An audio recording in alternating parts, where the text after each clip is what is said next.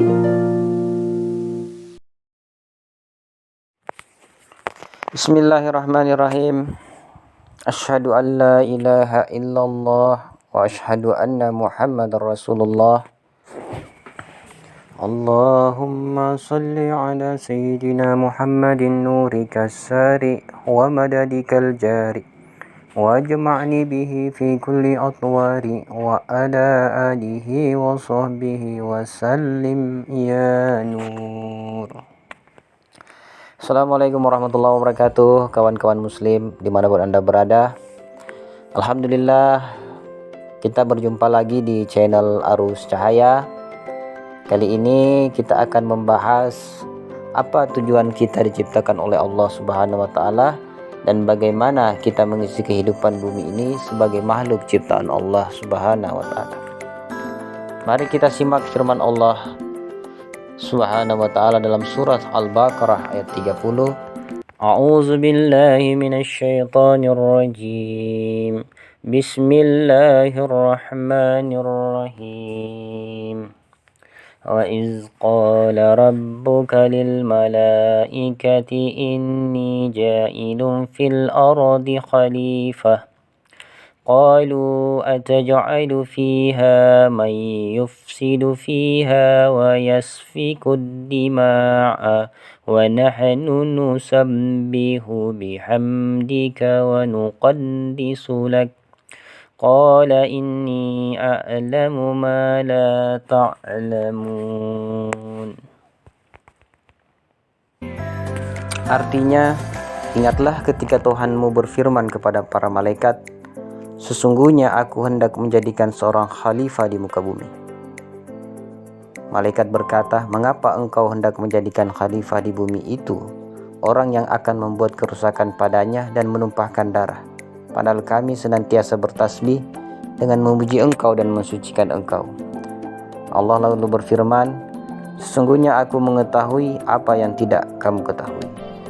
Dilansir dalam NU Online, kata khalifah yang dimaksud di sini adalah Nabi Adam alaihissalam. Ia disebut khalifah karena ialah pengganti jin yang sebelumnya datang. Adam disebut khalifah karena ia juga akan digantikan oleh orang lain. Adam merupakan khalifah Allah di bumi untuk menegakkan ketentuannya dan melaksanakan perintahnya.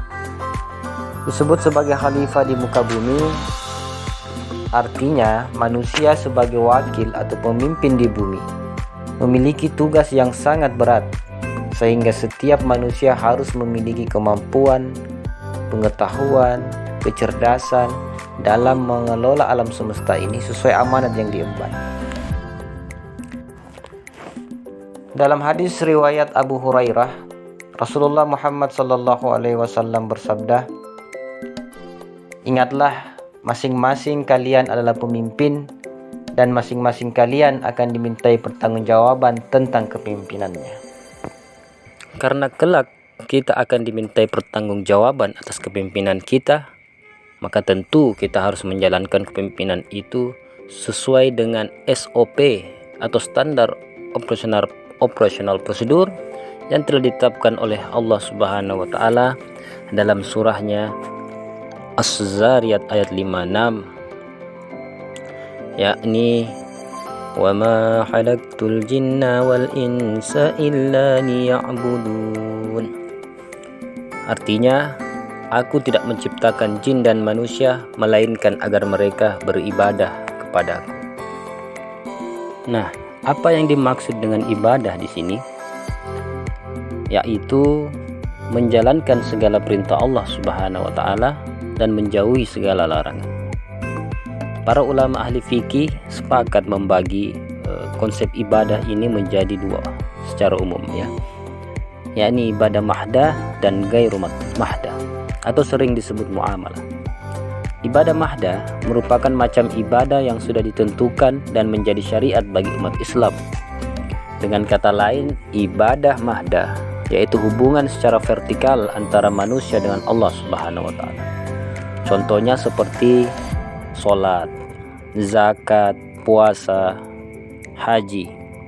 Sementara itu ibadah ghairu mahdah atau muamalah adalah segala perbuatan yang mendatangkan kebaikan. biasanya macam ibadah ini dilakukan dengan ikhlas karena Allah Subhanahu wa taala. Ibadah ghairu mahdah ini juga dikerjakan oleh antar sesama manusia atau hubungan horizontal. Contoh yakni membangun masjid, bersedekah, bersilaturahmi, mencari ilmu, bekerja dengan baik dan benar, menolong orang, hingga perbuatan-perbuatan baik lainnya yang dirasakan manfaatnya oleh orang-orang di sekitar kita. Manusia juga dilarang oleh Allah Subhanahu wa taala berbuat kerusakan di muka bumi, baik untuk diri sendiri maupun orang lain, seperti berbuat kejahatan, mencuri, merampok, membunuh, mengkonsumsi narkotika dan obat terlarang, serta perbuatan tercela lainnya yang jauh dari nilai ibadah. Mari kawan-kawan semua, gunakan akal sehat dan hati kita untuk terus belajar dan memaknai perintah Allah Subhanahu wa taala agar hidup kita di bumi ini punya tujuan yang jelas. Tidak hanya sekedar makan, minum, tidur, bangun, kerja, atau aktivitas lainnya tanpa ada nilai ibadah di dalamnya. Demikian, semoga bermanfaat, tetap semangat, dan senantiasa kita berserah diri, tawakal kepada Allah Subhanahu wa taala. Assalamualaikum warahmatullahi wabarakatuh.